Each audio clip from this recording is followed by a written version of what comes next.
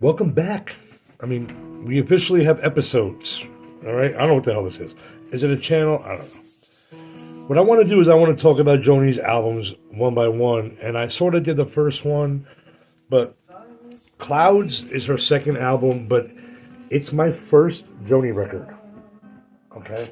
This is the first Joni album I ever heard, and when I tell you that it will always mean so much to me, so I'll tell you the story. This guy broke my heart. I mean, not his fault. We were kids. We were teenagers, okay?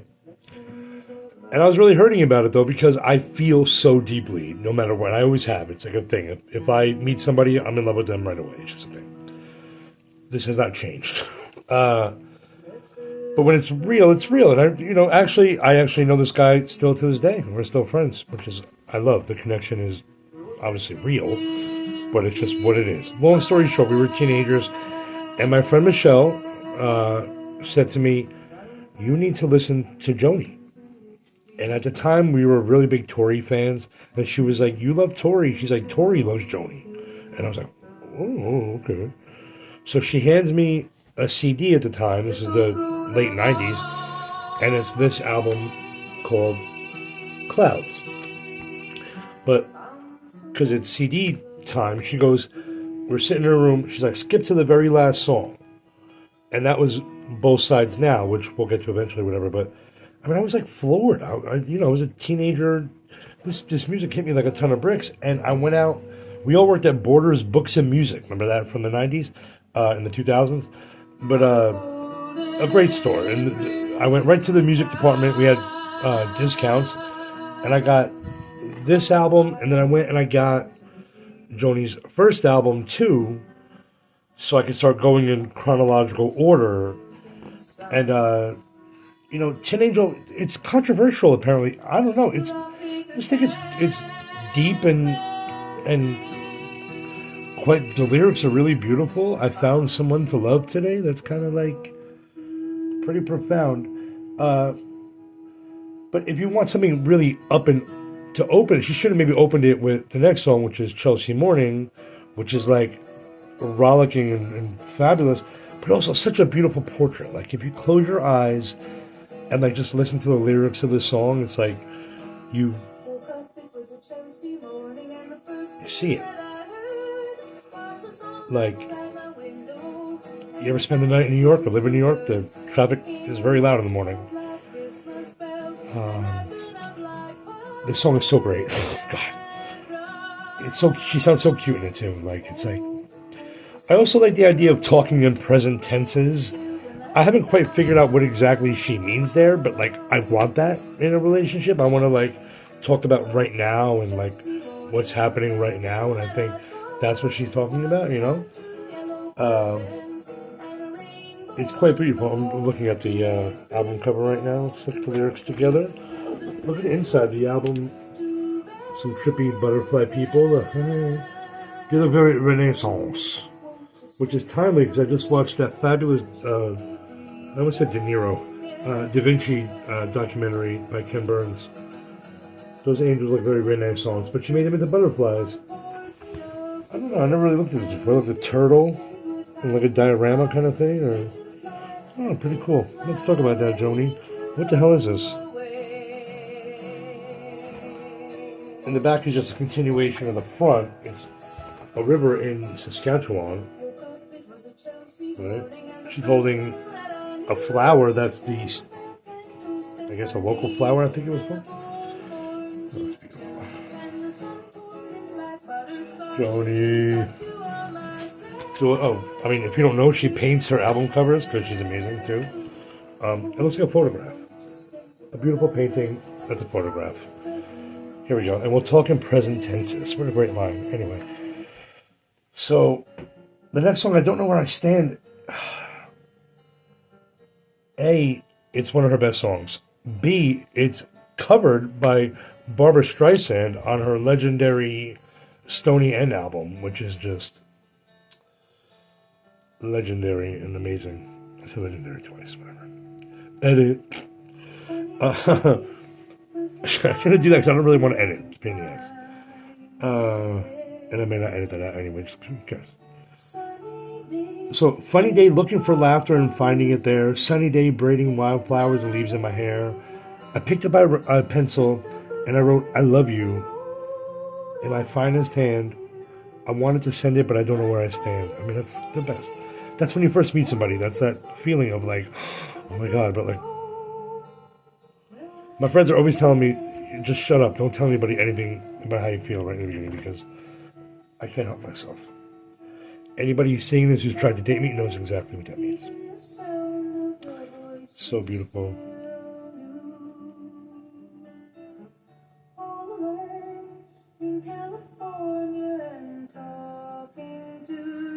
And feeling too foolish and strange to say the words that I had planned. I guess it's too early because I don't know where I stand. We all been there, girl. All right, now the song about the Midway, that's the next song. She wrote this about David Crosby, who was her lover at the time, and how she broke up with him. He told this story recently before he died. How she broke up with him was she played this song at a party. And he was like, this is about me. And like, in case he didn't get the message, she played it like again, like, you don't mess with Joni, all right? And she wanted to get back at him. But it's one of my favorite songs, though. I like the line, you start out like a ruby in a black man's ear, which is a play off of Othello. And as a Shakespeare nerd, she mentioned Shakespeare a lot in her writing, and I like that a lot. I don't know, this song is so good. It has a line, was it hard to fold a hand you knew could win? Which makes me think of somebody I used to be in love with, because I always wondered that. I'm like, this, really could have been something, and you decided just to sort of throw it away. Why? Why'd you do that? That was dumb. Anyway, whatever. I'm better off. Here we go. Rose's Blue scares the air out of me, alright? I like it, but that ding, ding, ding, ding, ding, that scares me. Dissonance, whatever you call it. Music people yell at me. Whatever it is, I don't like it. It bothers my ears and it scares me. So I'm going to skip it because I don't love the song. It's good. I'll listen to it sometimes. Maybe I should listen to it now just to like torture myself in front of people. I'm not going to do it. Look, purple glasses, purple. I didn't do that on purpose, promise. Matchy, matchy, girl. All right, now, as much as I don't live for Rose's Blue, I love The Gallery, all right? So, if you're one of those people that cares about who songs are written about, this is apparently written about her love affair with Leonard Cohen, which spawned some of her best songs, all right? He must have done something right, honey, because some of her songs about him are my favorites. A Case of You, hello. We'll get to that. But The Gallery, though, is about Leonard Cohen.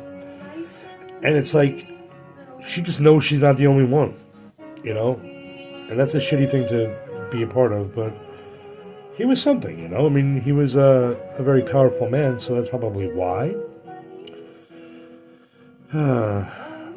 And also, she shadily mentions Scientology. That's like the clue to why it's Leonard Cohen, because he was dabbling in Scientology then.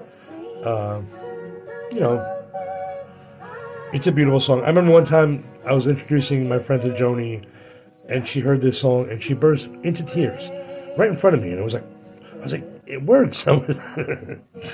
It does work. I mean, hello, Joni's powerful. So, speaking of powerful, and I thought about this song before I started doing these little videos because, let me just.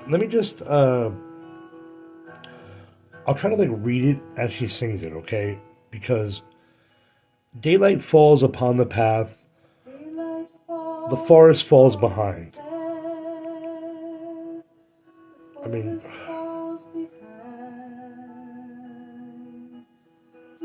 today I am not prey to dark uncertainty.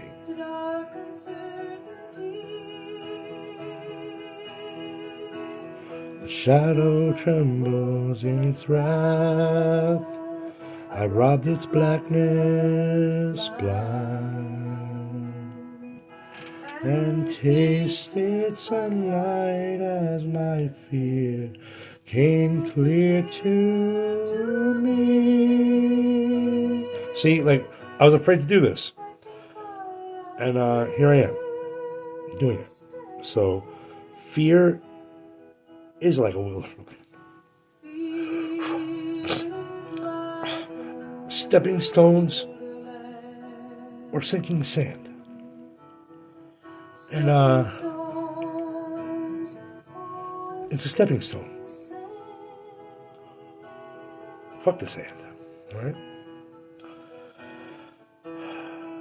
Now the way leads to the hills above the steeple's chime. Below my steepy rooftops round the harbor, it's there I'll take my thirsty fill of friendship over wine, forgetting fear but never disregarding her. I mean, it's there, but it doesn't mean you have to live in it, you know? I think I understand. Fear is like a wilderland, stepping stones or sinking sand. You know, it's like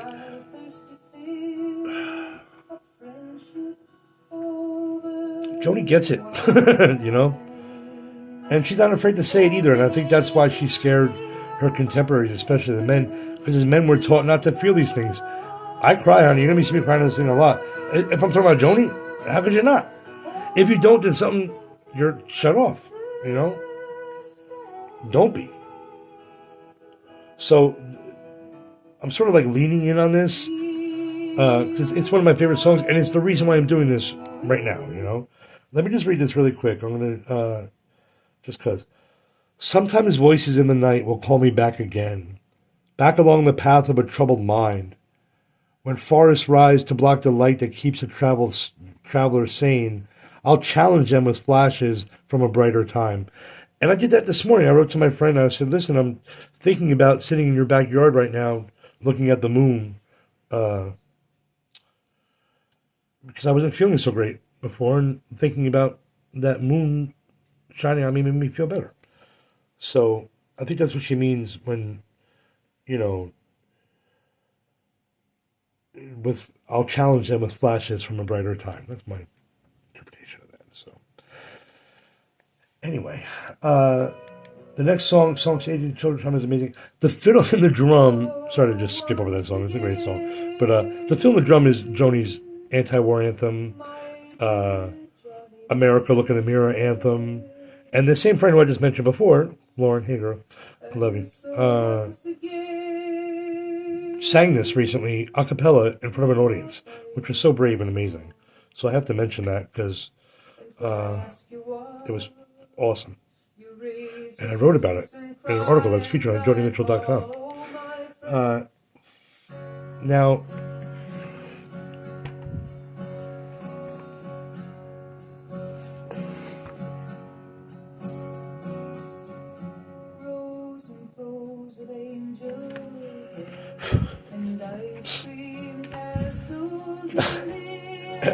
because it brings you back right to the beginning.